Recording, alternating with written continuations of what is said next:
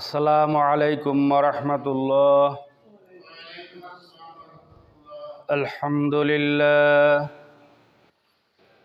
আলহামদুলিল্লাহি কাফা ওয়া সালামুন আলা ইবাদিহিল্লাযীনা ইসতাফা।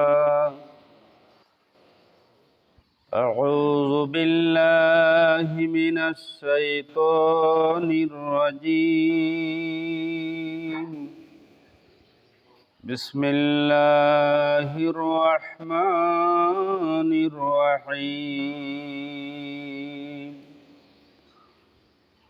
ওয়ালিকুল্লি উম্মাতিন জাআলনা মানসাকাল লিয়াযকুরু ইসমাল্লাহি আলা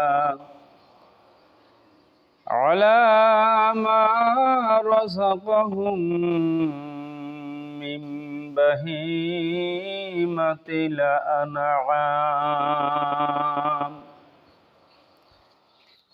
وقال النبي صلى الله عليه وسلم: من وجد سعة لأن يضحى فلم يضحي فلا يهدر مصلنا، أو كما قال عليه الصلاة والسلام. فقد قال الله تعالى في شان حبيبه آمرا ومخبرا: إن الله وملائكته يصلون على النبي يا أيها الذين آمنوا صلوا عليه وسلموا تسليما. اللهم صل على سيدنا مولانا محمد وعلى آل سيدنا مولانا محمد.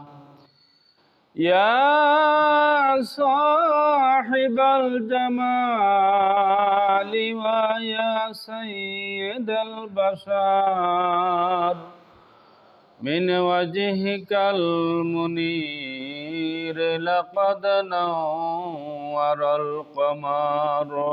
اللهم صل على سيدنا مولانا محمد وعلى آل سيدنا مولانا محمد. لا يمكن الثناء كما كان حقه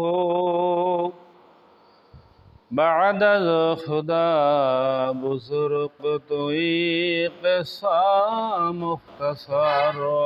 اللهم صل على سيدنا مولانا محمد وعلى آل سيدنا مولانا محمد. মুআজ্জাজ হাজিরিন, উপস্থিত অত্র মৌলভীপাড়া জামে মসজিদে আগত বিভিন্ন বয়সের মুসল্লিয়ানে কেরাম, শুরুতে আমরা মহান রব্বুল আলামিনের দরবারে শুকরিয়া আদায় করি, যিনি আমাদেরকে তার হুকুমের সালাতুল জুমা আদায়ের জন্য মসজিদে হাজির হওয়ার তৌফিক দান করেছেন। সকলেই মোহাব্বতের সাথে উচ্চারণ করি আলহামদুলিল্লাহ। দরুদ ও সালাম আকা নামদার তাজদার মদিনা আমিনার দুলাল মদিনার দুলাল জনাবে মুহাম্মদ রাসূলুল্লাহ সাল্লাল্লাহু আলাইহি ওয়াসাল্লামের উপর। সম্মানিত হাজিরিন, আজকে 31শে মে 2024 13ই জ্যৈষ্ঠ 1431 বাংলা এবং 22শে জিলকদ 1445 হিজরি পবিত্র জুমার দিন আমি কালামে হাকিম থেকে সূরা আল হাজির 34 নম্বর আয়াতের অংশবিশেষ তেলাওয়াত করেছি এবং হাদিসে রাসূল থেকে একখানি হাদিস আপনাদের সামনে উপস্থাপন করেছি। আজকে আমরা কুরবানি এবং তার মাসাইল ইত্যাদি সম্পর্কে ইনশাআল্লাহ আলোচনা শুনব। প্রথমে আমরা একটু জানার চেষ্টা করি কুরবানি শব্দটা, এটা যদিও আগে হিব্রু ভাষার শব্দ ছিল, পরবর্তীতে এটা আরবিতেই ডাইভার্ট হয়ে গেছে। এটা মূল মাদ্দা হচ্ছে কুরবাতুন, নৈকট্য অর্জন করা। এটার আরবি প্রতিশব্দ আর একটা আছে, সেটা হলো নুসুক। কোরবানির আর একটা আরবি শব্দ আছে নুসুক, আর একটা আরবি শব্দ আছে জবাহ, আর একটা আরবি শব্দ আছে উজহিয়া। কয়েকটা শব্দের মাধ্যমে কুরবানি জিনিসটা বোঝানো হয় আর কি। কোরআনে কারিমে অন্য জায়গায় যেমন আসছে ইন্না সলাতি ওয়া নুসুকি, নিশ্চয়ই আমার নামাজ এবং আমার কুরবানি, ওখানে নুসুক মানে কুরবানি বলা হয়েছে। যা হোক, এই শব্দটার মধ্যেই যে কথাটা আসে, কুরবানি যে শব্দটা, এটার মাধ্যমে হলো নৈকট্য অর্জন করা। অর্থাৎ আল্লাহ রাব্বুল আলামিন আমাদেরকে যে নিয়ামত দিয়েছেন, সেই নিয়ামতগুলোর মধ্যে থেকে যেগুলো বাহিমাতুল আনাম, চতুষ্পদ প্রাণী, চার পায়া, সেটার আল্লাহর সন্তুষ্টির জন্য জবেহের মাধ্যমে, কুরবানির মাধ্যমে, উৎসর্গ করার মাধ্যমে আল্লাহর সন্তুষ্ট অর্জন করার যে কাজটা, এটাই হচ্ছে কুরবানি। আর এই কাজটা আল্লাহ রাব্বুল আলামিন এটা যে উম্মতে মুহাম্মাদির জন্য শুধু করছেন তা না। আল্লাহ রাব্বুল আলামিন এই কুরবানির বিভিন্ন একটু ধরনটা ভিন্ন ছিল, কিন্তু প্রত্যেক নবীর উম্মতের জন্যই কুরবানির একটা সিস্টেম আল্লাহ পাক তিনি জারি রেখেছিলেন। যেমন সূরা হাজের মধ্যে আল্লাহ পাক বলছেন ওয়ালিকুল্লি উম্মাতিন, এবং প্রত্যেক উম্মতের জন্য। তাতে কি বোঝা যায়? প্রত্যেক নবী এবং তার উম্মতের জন্য জাআলনা, আল্লাহ পাক বলছেন যে আমি করে দিয়েছিলাম, নির্ধারণ করে দিয়েছিলাম, এটা বিধিবদ্ধ করে দিয়েছিলাম, এটা সিস্টেম করে দিয়েছিলাম যে লিয়াজকুরুসমাল্লাহ, তারা যেন আল্লাহর নাম স্মরণ করে, মানে আল্লাহর নামে যেন তারা জবহ করে, আলামা রাজাকহম, আমি যে জিনিস তাদেরকে রিজিক হিসেবে দিয়েছি, মেমবাহিমাতিল আনাম, তার মধ্যে থেকে চতুষ্পদ যেগুলো জন্তু, সেগুলো চতুষ্পদ জন্তু, চার পায়া জন্তু। আপনি ইচ্ছা করলে দুই পায়া জন্তু জব করলে কি হবে না? কোরবানি হবে না। আল্লাহ পাক বলছেন যে আমি চার পা বিশিষ্ট যে সমস্ত প্রাণী, তার মধ্য থেকে কিছু মেন বলছেন, মেনে বা আদিয়া, অর্থাৎ কোনো কোনো, সবগুলো আবার না, সব চার পায়া না। আল্লাহ পাক বলছেন যে আমি চতুষ্পদ জন্তুর মধ্য থেকে, চার পায়া জন্তুর মধ্য থেকে কতক প্রাণীকে আমি কোরবানি করা তোমাদের জন্য কি করে দিয়েছিলাম? বিধিবদ্ধ করে দিয়েছিলাম, এবং এটা প্রত্যেক উম্মতের জন্যই আমি বিধিবদ্ধ করে দিয়েছিলাম। তাহলে আমরা চার পায়া জন্তুর মধ্য থেকে কোনটা কোনটা কোরবানি করতে পারি?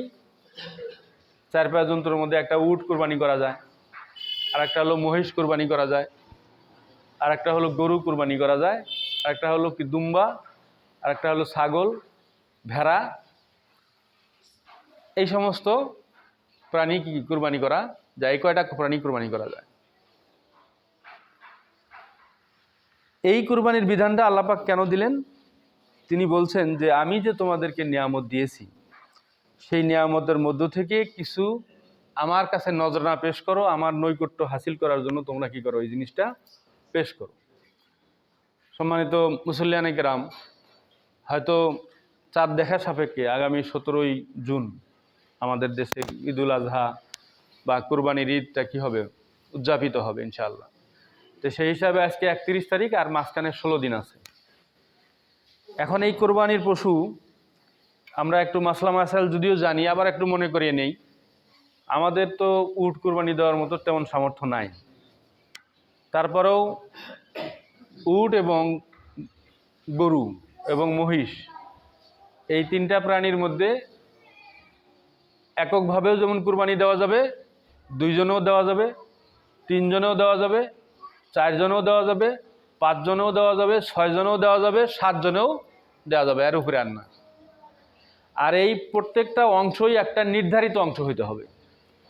এমন না যে কোনো পরিবার থেকে একটা কোরবানির ভাগ দিলেন, আবার ওই পরিবারের 3 ভাই মিলে এক ভাগ কোরবানির টাকা জোগাড় করে দিচ্ছেন। মানে এক ভাগের মধ্যে কি আরও 3 জন শরিক বাড়িতে পরিবারে, এই কোরবানি কিন্তু হবে না। মানে আপনি একটা ভাগের মালিক, মানে আপনি আপনাকে একটা ভাগের মালিক হওয়া লাগবে। এরকম 7 জনের 7টা ভাগের মালিক পুরাপুরি হওয়া লাগবে, এর মধ্যে 8 জন যেন না হয়, আবার কোনো কারণে কায়দা করে যেন 9 জন না হয়। কথাটা বোঝা গেছে? এটা একটা। আর একটা হলো, যদি ছাগল, দুম্বা, তারপরে ভেড়া এগুলো কুরবানি দেন, তাহলে একজনের একজন। উটের বয়স হওয়া লাগবে 5 বছর, গরুর 2 বছর, মহিষও 2 বছর বয়স। আর দাঁত হোক আর না হোক সমস্যা নাই। ছাগল 1 বছর, ভেড়া দুম্বাও 1 বছর।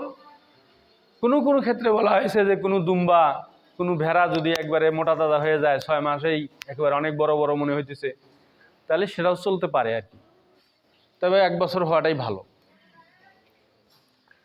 এই কুরবানির ব্যাপারে আল্লাহ রসুল সাল্লাল্লাহু আলাইহি সাল্লাম বলছেন, মান আজাদা সাআতান, যার কুরবানি দেওয়ার সামর্থ্য আছে, লে আইয়ুদাহা, যেন কুরবানি করার যার সামর্থ্য আছে, ফালাম ইউদাহে, সে যদি কুরবানি না দেয়, ফালা ইয়াহদুর মুসাল্লানা, তাহলে সে যেন ঈদগাহে না আসে। আল্লাহ নবী সাল্লাল্লাহু আলাইহি সাল্লাম অনেক কঠোর সতর্কবাণী দিয়েছেন যে যে কুরবানি করার সামর্থ্য আছে কিন্তু কুরবানি দিতেছে না, তাহলে সে যেন ঈদগাহে না আসে। কত বড় কথা! এখন এই কুরবানিটা কবে দিতে হবে? এটা জিলহজ মাসের 10 তারিখে এটা কুরবানি দিতে হবে, ঈদের নামাজের পরে। ঈদের নামাজের আগে কুরবানি দেওয়া যাবে না। আর কোনো কারণে কেউ যদি সফরে থাকে, রাস্তায় আছে, জ্যামে আটকে গেছে, সে হয়তো 10 তারিখ আসতেই পারলো না, 11 তারিখ বাসায় আসছে, তাও কুরবানি দেওয়া যাবে। 12 তারিখ আসরের নামাজ পর্যন্ত কুরবানি দেওয়া যাবে। এটা হলো বেকায়দায় পড়লে। নর্মাল হলো কি 10 তারিখেই কুরবানি দিতে হবে। এই কুরবানি যারা দিবেন তাদেরকে একটা ক্রাইটেরিয়া আল্লাহ পাক বলে দিয়েছেন যে ফাসাল্লি লিরাব্বিকা ওয়ানহার, হে রাসূল আপনি নামাজ আদায় করুন, এরপরে কি করুন? কুরবানি করুন। নামাজটাকে, কুরবানিটাকে নামাজের সাথে আল্লাহ পাক কি করে দিয়েছেন? অ্যাড করে দিয়েছেন, সংযোগ করে দিয়েছেন। এজন্য যিনি নামাজি মানুষ, মানে এক কথায় যিনি নামাজি তার সাথেই কুরবানি দিবেন। কথাটা এখন কিভাবে বললে মানে বুঝতে পারবেন? বেনামাজির সাথে কুরবানি দিবেন না, আর হালাল হারাম যারা বাঁচে না তার সাথে তো মোটেই না। শুধু নামাজ যে পড়ে না তার সাথেও কুরবানি দিতে এই আয়াতে বলা হয়েছে যে নিষেধ। কেননা আল্লাহ পাক কুরবানির সাথে নামাজটাকে যোগ করে দিয়েছেন। ফাসল্লি লিরব্বিকা, আপনার রবের জন্য নামাজ পড়ুন, ওয়ানহার, এবং কুরবানি করুন। এটা কোন সূরার আয়াত? সূরা কাউসারের আয়াত। এটা আমরা সবাই জানি নাই, তাই না? ইন্না আতাইনা কাল কাউসার ফাসল্লি লিরব্বিকা ওয়ানহার। ওয়ানহার মানে হলো, এটাও কুরবানি করা। নাহার শব্দটাও কুরবানির একটা প্রতিশব্দ। তবে নাহারটা উটের ক্ষেত্রে ব্যবহৃত হয়। উটটা কিভাবে কুরবানি করে? দাঁড়ানো অবস্থায় এই থুতনির নিচে চাকু দিয়া কেটে দেওয়া হয় যেটা, তারপরে রক্ত প্রবাহিত হয়ে গেলে উটটা পরে পড়ে যায়। এই পদ্ধতিটার নাম হলো নাহার। আর আমরা মাটিতে শোয়ে যেটা জব করি এটা হলো কি? জবে বা উজহিয়া, যেটাই বলি না কেন। এখন এই কোরবানির ব্যাপারে সবচেয়ে বড় কথা হলো আল্লাহর সন্তুষ্টি, আল্লাহর মহাব্বত, আল্লাহর প্রতি ভালোবাসা। আল্লাহ আমাকে নিয়ামত দিয়েছেন, সেই নিয়ামতের শুকরিয়া স্বরূপ কোরবানিটা কি করতে হবে। আল্লাহ পাক কোরআনে কারিমে অন্য জায়গায় বলে দিয়েছেন, লা ইয়ানালাল্লাহু লুহুমুহা ওয়ালা দিমাউহা, কুরবানির পশুর গোশত এবং রক্ত আল্লাহর কাছে পৌঁছে না। ওয়ালাকিন ইয়ানালুহুত তাকওয়া মিনকুম, কিন্তু আল্লাহর কাছে তোমাদের মনের মহব্বত, মনের ভালোবাসা, আল্লাহর প্রতি দরদ, সেটা আল্লাহর কাছে পৌঁছে।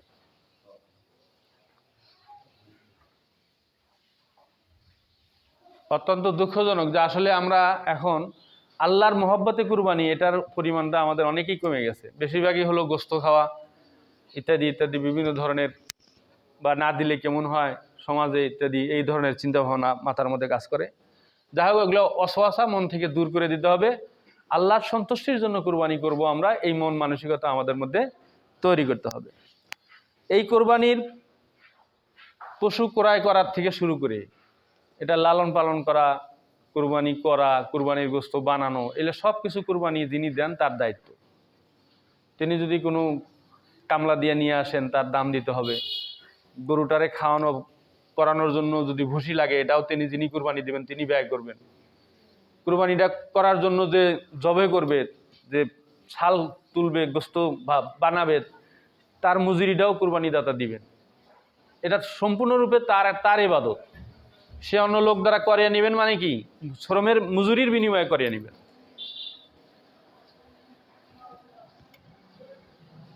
এই কোরবানি দেওয়ার পরে এটার গোস্ত আল্লাহ রাব্বুল আলামিন কোরআনে কারিমের মধ্যে ইঙ্গিত দিয়েছেন। হাদিসে বিস্তারিত বলা হয়েছে, কোরআনে কারিমের মধ্যে বলা হয়েছে ফাকুলু মিনহা, যে পশুটা তোমরা কুরবানি দিবা তোমরা সেখান থেকে ভক্ষণ করো। ও আতাইমু, এবং খাওয়াও, আল বায়েসা, যারা নিঃস্ব, আল ফকির, এবং যারা অভাবী। দুইটা শব্দ আল্লাহ পাক কেন ব্যবহার করেছেন তিনি ভালো জানেন। বলছেন যে তুমি নিজে খাবে, আর যারা একবারে নিঃস্ব তাদেরকে দিবে, এবং ফকিরদেরকে দিবে, দরিদ্রদেরকে দিবে। দরিদ্রদের ব্যাখ্যাটা কিন্তু অনেক বড়। বড় কে জানেন? আমি যদি কুরবানি দিতে না পারি আমি ফকির। আমি যদি কুরবানি দিতে না পারি তাহলে আমি ফকির, আমি ফকিরের মধ্যে অন্তর্ভুক্ত। আর বাইশ মানে একবারে যারা নিরাশ, ইয়াইস, যারা একবারে নিরাশ হয়ে গেছে, হতাশ হয়ে গেছে, অর্থাৎ যাদের একবারে নিঃস্ব, একবারে কিচ্ছু নাই, এটা হলো বাইশ। তো যা হোক, এই একবারে নিঃস্ব, আবার যারা ফকির, দরিদ্র। ফকিরের ব্যাখ্যাটা কিন্তু অনেক বড়, কথাটা বুঝছেন? যিনি কুরবানি দিতে পারেন না উনি ফকির। যদিও চাউল আছে ঘরে, অথবা ধান আছে, বা খাইতে পারতেছে, পড়তে পারতেছে, বেড়াইতে পারতেছে, কামলা দিতে পারতেছে, বা হয়তো রিক্সা চালাইতে পারতেছে, তারপরেও কিন্তু সে ফকির। যদিও ভিক্ষা করে না, কিন্তু সে ফকির। ভিক্ষা করার নাম কিন্তু ফকির না, ওটার নাম হলো সায়েল। যে ভিক্ষা করে তার আরবিতে কি বলা হয়েছে? সায়েল। ও আম্মা সায়েলা ফালা তানহার, যে সওয়াল করে তাকে খালি হাতে ফিরিয়ে দিও না। ভিক্ষুকের আরবি হচ্ছে সায়েল। আর ফকির মানে হলো দরিদ্র। এর মানে ভিক্ষা করা লাগবে না। ফকিরটা এমন একটা শব্দ, এর মানে যে ভিক্ষা করাই লাগবে এমন না, মানে তার অভাব আছে, অভাব আছে। যিনি জাকাত দিতে পারেন না উনি জাকাত খেতে পারবেন, যিনি জাকাত দিতে পারবেন না উনি জাকাত খেতে পারবেন। এইটা হিসাব করলে কিন্তু অনেক মানুষ আছে জাকাত খেতে পারবেন। যা হোক, আল্লাহ রাব্বুল আলামিন ইঙ্গিত দিয়েছেন যে একবারে নিঃস্ব এবং মাঝারি শ্রেণীর যারা আছে এই সমস্ত মানুষদেরকে তোমরা কি করবো? কুরবানির গোশত খাওয়াবে। এখন আমাদের তো, আমরা আস্তে আস্তে এমন ডিজিটাল হয়ে গেছি, পত্রপত্রিকায় আসে যে কারো কারো বাড়িতে এখনো গত বছরের কুরবানির গোশত আছে, এবং তারা মোটামুটিভাবে রুটিন করতেছে যে আর তো 15 দিন আছে, মানে কয়দিন রান্না করলে ওটা শেষ হবে আর কি। এটা মোটামুটি একটা প্ল্যান করতেছে, করে আগামী কুরবানি যেটা দিবে ওটার ব্যাপারে প্ল্যান করতেছে যে আমাদের ডিপ ফ্রিজ কয়টা, 2টা না 1টা, বলে 2টা, তাহলে কত কেজি গোস্ত ধরবে? এটা 6 ধারা, ওটায় 6 ধারা, 1.5 মণ। আচ্ছা, আর খাওয়ার জন্য ধরেন আধা মণ, তাহলে 2 মণই একটা গরু জবাই দিলেই হয় আর কি। মোটামুটি এই প্ল্যান করে একটা গরু কিনতেছে, মানে ফ্রিজের মাপে, কি ফ্রিজের মাপে গরু। যদিও এটা আপনাদের এই গ্রামে হয়তো এটা আসে না এই পর্যন্ত, এটা একটা কি পয়জন, এই পয়জনটা গ্রাম পর্যন্ত এসে পৌঁছে নাই। অনেক জায়গায় পৌঁছছে, তাই বললাম কথাটা আর কি। এবং অনেক জায়গায় এটা খবরে আসতেছে যে গরু কোন মাপে কিনবে, যে ফ্রিজে যে পর্যন্ত জায়গা ধরবে ওই পর্যন্ত ওই মাপের গরু একটা কেনা লাগবে আর। আচ্ছা বলেন, এই কুরবানির মধ্যে কি আল্লাহর কোনো মহব্বত আছে? আল্লাহর সন্তুষ্টির কিছু আছে এখানে? কিচ্ছু নাই। আমরা দিন দিন এত বেশি মানে প্রাণহীন ইবাদত, মানে ইবাদতের মধ্যে যে প্রাণ, সেই ইবাদতের মধ্যে যে আত্মা, প্রাণ ইবাদতের মধ্যে যে আল্লাহর প্রতি মহব্বত, এইটার পার্সেন্টেজ দিন দিন কমে যাচ্ছে। শুধুমাত্র করা লাগে তাই করি, লোক দেখানো বা চলতেছি তাই, এই ধরনের আর কি জিনিসটা এরকম হয়ে গেছে। সম্মানিত ভাইয়েরা, রাসূল সাল্লাল্লাহু আলাইহি সাল্লাম বলছেন,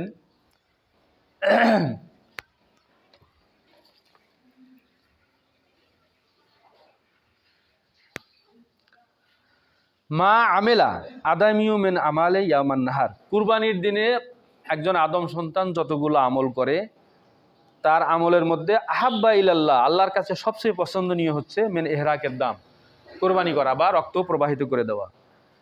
ইন্নাহু লা ইয়াতি ইয়াউমাল কিয়ামাতে, এই কুরবানির পশুটা কিয়ামতের দিন আল্লাহ পাক আনয়ন করাবেন বেকুরুনিহা, তার শিং সহ, ও আশারেহা, তার পশম সহ, ও আজলাফেহা, তার খুর সহ, ওয়া ইন্নাদ দামা লা ইয়াকাউ মিনাল্লাহি বিমাকানিন ক্বাবলা ইয়াকা মিনাল আরদ, এবং আল্লাহ রাব্বুল আলামিনের কাছে এই কুরবানির কবুলিয়তটা পৌঁছে যায় কুরবানির পশুর রক্তটা মাটিতে পড়ার আগেই। ফাতিবু বেহা নাফসান, তোমরা কি করো, মনের সন্তুষ্টি সহকারে কুরবানি করো। কুরবানিটা করতে হবে মনের সন্তুষ্টি সহকারে, যে আমি আল্লাহ আমাকে নিয়ামত দিয়েছেন, অর্থ দিয়েছেন, সম্পদ দিয়েছেন, পশু দিয়েছেন বা গরু দিয়েছেন, ছাগল দিয়েছেন, উট দিয়েছেন, ভেড়া দিয়েছেন, দুম্বা দিয়েছেন, মহিষ দিয়েছেন, আমি সেটা আল্লাহর হস্তে কি করলাম, কুরবানি দিলাম।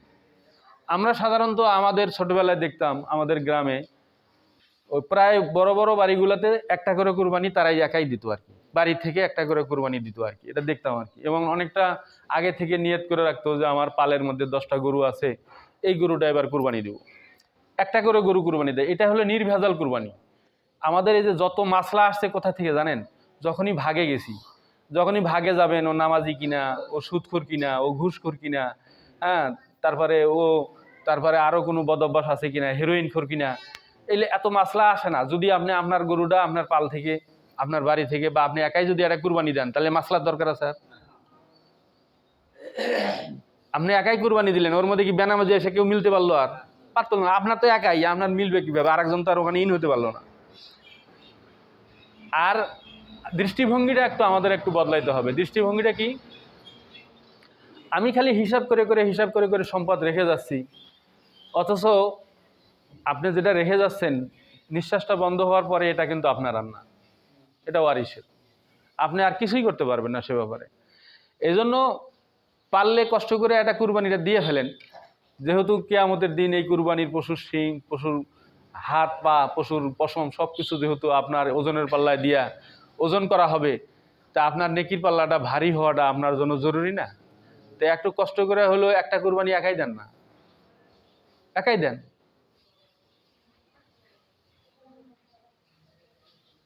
খালি ভাগে দিয়ে দিয়ে টাকা পয়সা বাঁচাইয়া বাকি টাকা রাখে দিয়ে কি লাভ আপনার? এই জন্য মহব্বতটা আল্লাহর সন্তুষ্টির জন্য বাড়াইতে হবে। এখন যারা কোরবানি দিতে পারবেন না তাদের জন্য একটা আমল আছে, হাদিসে বলা হয়েছে, ইজা রাআইতুম হিলালা জিল হিজ্জা, যখন জুলহজ মাসের চাঁদ উঠবে, ও আরাদা আহাদুকুম আইয়ুদাহা, এবং কেউ যদি তোমরা কোরবানি দিতে চাও, ফালিউমসিক আন শারিহি, তাহলে সে আর চুল কাটবে না, ও আজফারিহি, আর নখ কাটবে না, হাত্তা ইয়াদাহা, যতক্ষণ পর্যন্ত না কোরবানি করে। অর্থাৎ কোরবানি করে এসে তারপরে নখ চুল এগুলো কাটবে। আল্লাহ রাসূল সাল্লাল্লাহু আলাইহি ওয়াসাল্লামের কাছে জিজ্ঞাসা করা হয়েছিল অন্য একটা হাদিসে, যে যারা কুরবানি দিতে পারবে না তারা তো এই ফজিলত থেকে বঞ্চিত হইলো, তাহলে তা আল্লাহ রাসূল সাল্লাম বলছেন যে ঠিক আছে, আল্লাহর ভান্ডারে তো কোনো কিছু অভাব নাই, অতএব যে কুরবানি করতে পারবে না সেও যদি ঈদুল আজহার চাঁদ ওঠার পরে চুল না কাটে, নখ না কাটে এবং কুরবানি হওয়া পর্যন্ত অপেক্ষা করে, তাহলে সেও একটা কুরবানি দেওয়ার সওয়াব পাবে। তাহলে আল্লাহ পাক কি কাউকে ঠকানোর ইয়া রাখছেন? আল্লাহ পাক সবাইকে জিতানোর জন্য ব্যবস্থা রাখছেন, শুধু দিলটা চাচ্ছেন। আর এই কুরবানিটা কিন্তু খালি পশু কুরবানি না, আমার আমিত্ব কুরবানি, আমার হিংসাকে কুরবানি, আমার অহংকারকে কুরবানি, আমার গর্ব, এগুলোকে কুরবানি দিতে হবে। আচ্ছা বলেন তো, নিঃশ্বাস বন্ধ হওয়ার পরে আর নিজের হাতটা নিজে তুলতে পারি না, আচ্ছা কি জন্য অহংকারটা আমরা করি? আমার শরীরে এত শক্তি, আমার পাটা আর সোজা করতে পারি না, আমার শরীরে এত শক্তি, আমার জবানে এত শক্তি, আমি আর কাউকে জোর করে একটা কথা বলতে, ধমক দিতে পারি না। তাহলে আমার এই শরীর, আমার এই শক্তি, আমার এটার গর্ব করার কিছু আছে বলেন? এজন্য একজন মানুষ কুনু ইবাদাল্লাহে মুখলিসা, তোমরা আল্লাহর জন্য কি হয়ে যাও, মুখলিস বান্দা হয়ে যাও। কোনো বান্দা যদি আল্লাহর জন্য মুখলিস হয়ে যায়, তাহলে এই মানুষটার আর অহংকার থাকে না, এই মানুষটার আর গর্ব থাকে না, এই মানুষটার আর তখন কি থাকে না, তাকাব্বরি আর থাকে না। তখন ওই মানুষটা কি হয়ে যায়, একটা নম্র, ভদ্র, এবং সে কি হয়ে যায় একবারে এক কথা কি বলবো আর, এটা কোন ভাষা আছে, মানে সে আমি আর কিছু না, আমি কি, আমি নিঃশ্বাসটা বন্ধ হলে আমি কিছুই না, নিঃশ্বাসটা বন্ধ হলে আমি আর কিছুই না। 5 তলা বিল্ডিং করছেন, 7 তলা বিল্ডিং করছেন, আর বিল্ডিংও তুলবে না। মরা মানুষ আর বিল্ডিংয়ে তুলবে? হাসপাতাল থেকে দেখছেন কাউরে আইনা আবার বিল্ডিংয়ে উঠেছে 7 তলায়, দেখছেন কাউরে? বড় জোর আইনা বারান্দা পর্যন্ত, তাই না? বড় জোর বারান্দা পর্যন্ত, না হলে আজকাল তো বারান্দাও রাখে না, ইয়া রাখে না, খুলিও রাখে না, জায়গাই নাই, রাস্তাই নাই, এমন একটা দুরবস্থা। মানে কোনো মতে আইনা লাশটা ধোয়ানোর জায়গা পর্যন্ত নিয়ে আসে।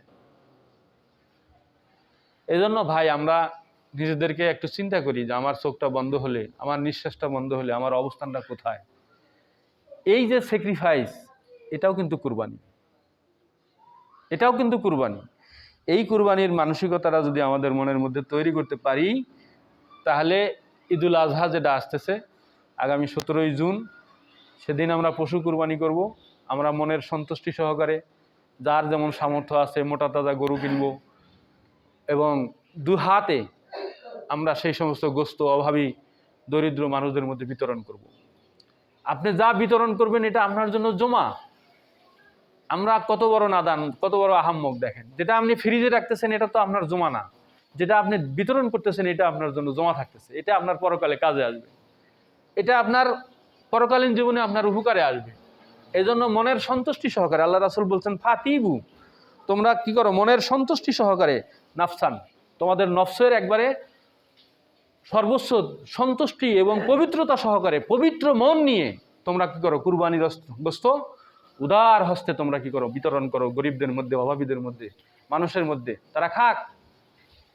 এটাই তোমার অন্তরের পবিত্রতা, এটাই তোমার অন্তরের কুরবানি, এটাই তোমার আল্লাহর পাকের নৈকট্য হাসিল করার জন্য তোমার মনের ত্যাগ, এটাই হচ্ছে উজহিয়া, এটাই হচ্ছে কুরবানি, এটাই নুসুক, এটাই হচ্ছে তোমার নাহার, সব কিছু।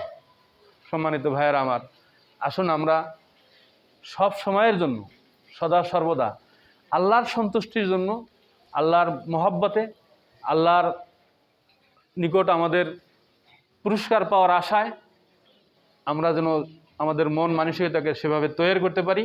আল্লাহ পাক আমাদের সবাইকে সেভাবে তৈরি হওয়ার তৌফিক দান করুন, আমিন। ওয়া আখিরু দাওয়ানা আলহামদুলিল্লাহি রাব্বিল আলামিন। যারা সুন্নাত পড়েননি পড়ে নিন।